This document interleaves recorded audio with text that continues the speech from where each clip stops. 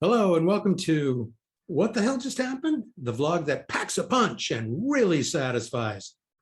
No, wait, that's a Snickers bar. I'm your host, Martin Ganipoler. I get confused sometimes, and it's no wonder.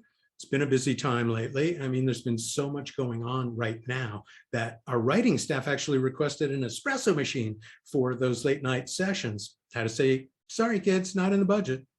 Speaking of budgets, the issue of the debt ceiling was once again front and center in Washington, D.C. Democrats, who had agreed to raise it 3 times during the administration of Agent Orange, as Trump's minions spent like coked up rock stars. This allowed other things, among other things, for several billionaires to become trillionaires for the first time in history. When the Democrats asked the Republicans to take some responsibility for this spending spree by raising the debt ceiling for this year, they adamantly refused to do so, which is the equivalent of a hostage taker holding a gun to his own head while screaming, "I'll shoot, I swear I will."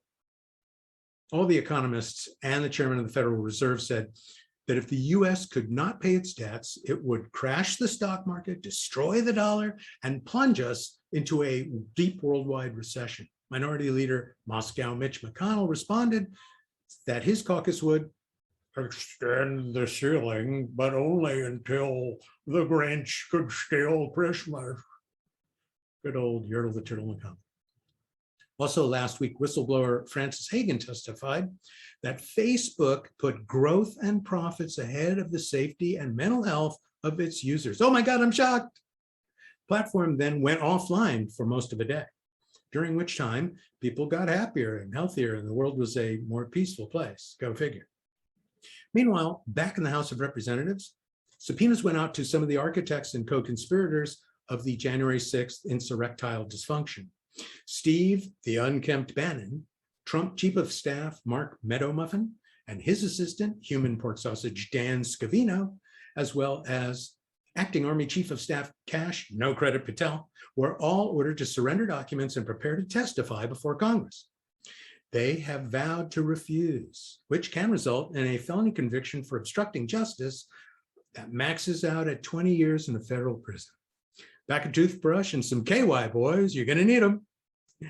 And yet another subpoena went out this week, this one to the guy who rode down the escalator in that big tower in New York, along with his wife, Cruelania, to announce his candidacy.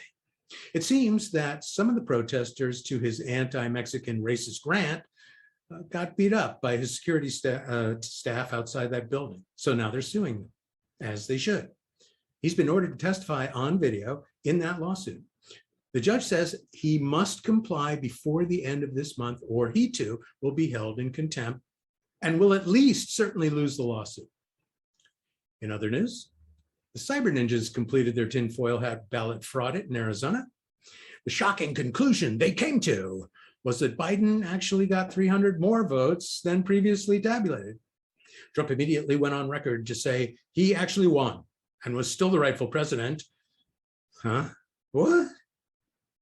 He then launched a brand new political action committee called, and I'm not making this up, Make America Great Again, Again.